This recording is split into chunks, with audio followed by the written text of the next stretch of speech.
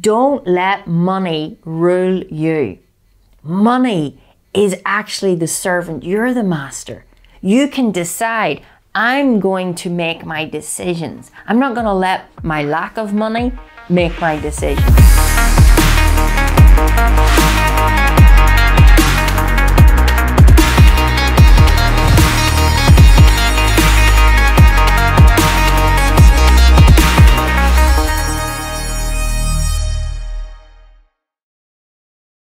All right, what are 3 things that multimillionaires know that you possibly don't?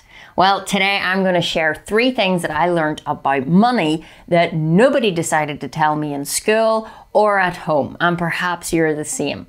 Now, before we get into that, ask yourself right now, do you want more money in your life? Yes or no? Okay, you can answer that in your own mind. But also ask yourself, was that a bit of a, I'm not sure which one to answer?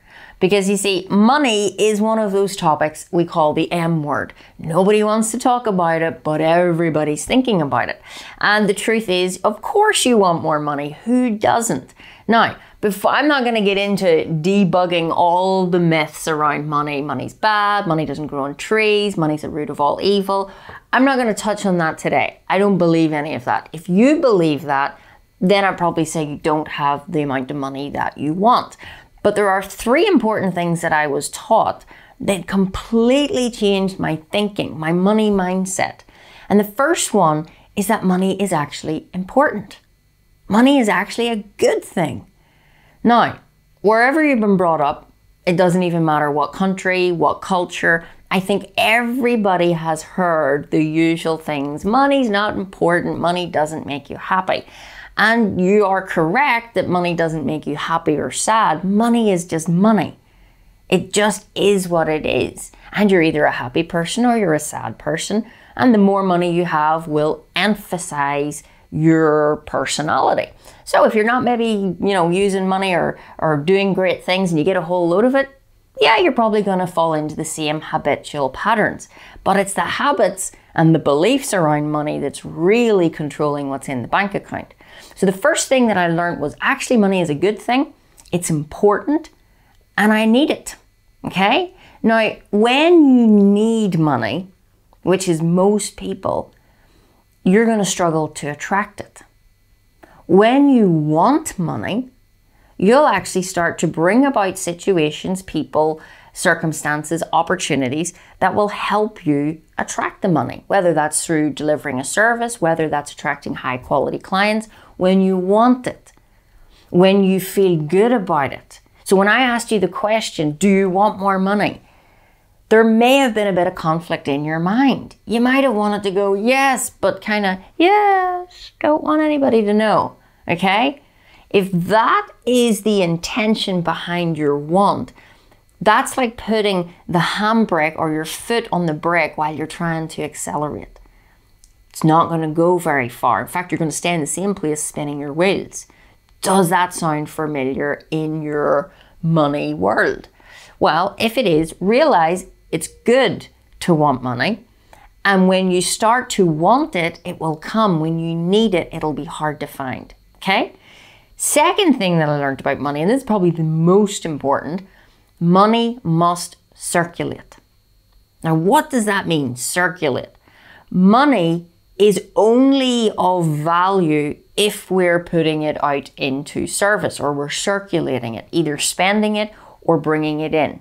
Ideally, you want a bit of both and you want to bring in as much as you can, and I believe go out and enjoy your money. Now, if you're the sort of person, or maybe you have an auntie and an uncle, and they're the sort of person that are always looking for the cheap deals, always driving further to get the cheaper petrol, which never made sense to me, and they have all money, but they don't live the life that they could. They don't maybe drive the car they want to drive. They don't go on the holidays they want to go. There's a lot of people out there who are afraid to circulate money. Now, when you have any subject, whether it's money, whatever it may be, and you have a fear beside it, what actually happens is you're placing a negative energy towards money.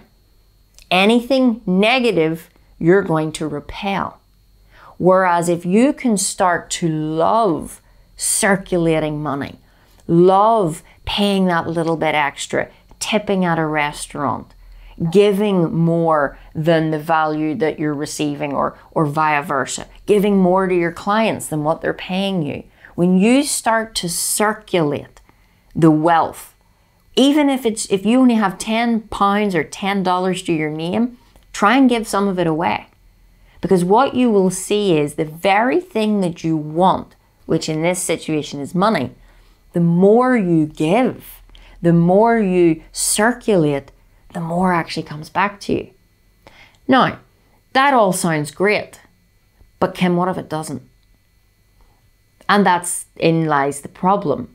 The fears around money actually stops us from going out and testing this, because what if I lose it? What if something happens?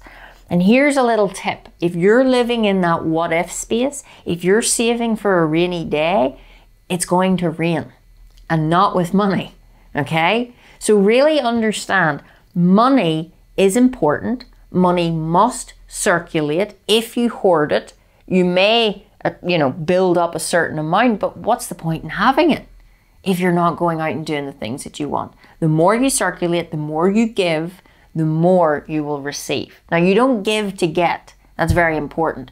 But it's a beautiful law, and it works every time with everything, and especially with money. And then the last point, money is a servant. You are the master. So what that means is, going back to that scenario of keeping the money, don't let money rule you. Money is actually the servant. You're the master.